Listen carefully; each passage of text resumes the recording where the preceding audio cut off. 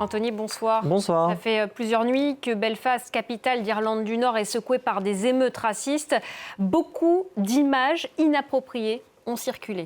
Oui, commençons par cette vidéo très courte, 8 secondes d'images amateurs. Regardez, on voit une personne entrer dans une pièce en feu, on l'entend crier et vous entendez également ce bip bip, ce qui semble être une alarme incendie. Ces images, on va les retrouver dans différentes publications. Celle-ci, par exemple, qui affirme que des manifestants ont mis le feu à une résidence de demandeurs d'asile et d'ajouter « Voilà ce qui arrive lorsque l'État refuse de protéger son peuple ». L'idée est semblable sur cette autre publication, celle de Tommy Robinson. Son nom vous dit forcément quelque chose, c'est cette figure de l'extrême droite britannique, ancienne hooligan, qui avait lancé des appels à manifester. Ces affirmations, elles vont faire référence, vous le voyez, à cette attaque au couteau qui a eu lieu donc lundi soir, perpétrée par un réfugié soudanais, attaque qui aura déclenché ces violences et cet auteur qui a été inculpé depuis de tentatives de meurtre. Mais ces images n'ont absolument rien à voir avec Belfast.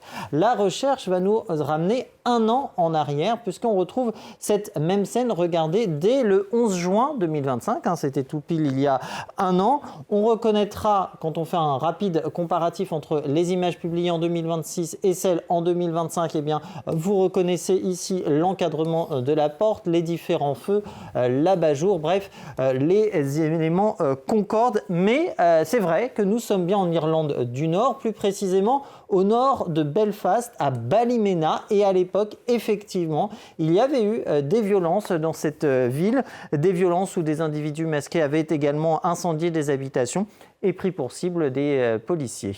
Autre fausse information, elle concerne cette fois la victime de cette attaque au couteau.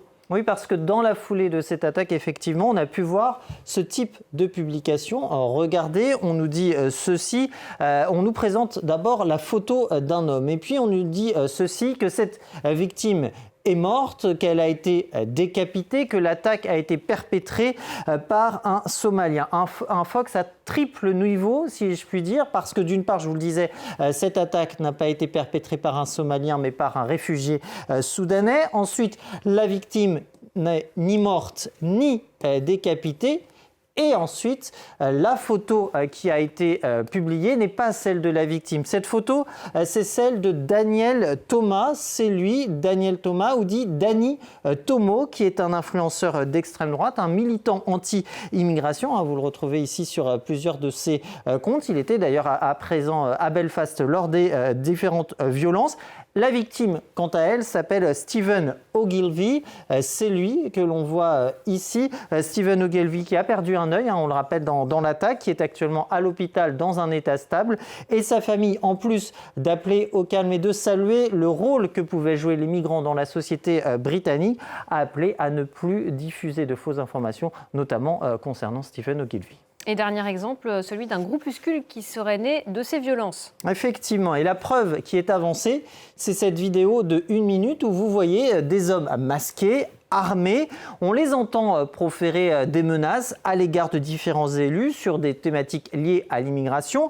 Alors ils évoquent des districts en Irlande du Nord et ils se présentent comme étant membres du mouvement néo-républicain. Et en arrière-plan, vous voyez un drapeau irlandais. Je dis bien irlandais, c'est important, vous allez voir pourquoi.